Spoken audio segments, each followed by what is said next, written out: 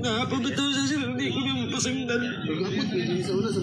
Arestado ng mga tauhan ng Malaybalay PNP ang dalawang kilalang magnanakaw sa isinagawang joint buy-bust operation ng mga operatiba ng Malaybalay City Police Station at City Drug Enforcement Unit sa Barangay 1, Malaybalay City, Bukidnon. Kinilala ni Police Lieutenant Colonel Jopet Paglinawan, officer in charge ng Malaybalay City Police Station ang mga drug suspect na si alias John Knox, 25 taong gulang, lalaki, may live-in partner, walang trabaho at alias Obet, 16 na taong gulang, lalaki at residente ng nasabing lugar. Sa ikinasang joint buy-bust operation ay nagresulta sa pagkakakumpiska ng 5 pakete ng hinihinalang shabu na may bigat na 5 gramo at may street value na 34,000 pesos, isang 500 peso bill na ginamit bilang buy-bust money at iba pang mga non-drug items. Ang mga suspect ay nahaharap sa kasong paglabag sa RA 9165 o Comprehensive Dangerous Drugs Act of 2002. Mula dito sa Northern Mindanao, ako ang inyong Police News Network Correspondent, Patrolwoman Riza Sahonyo, alagad ng batas, tagataguyod ng Balitang Pulis.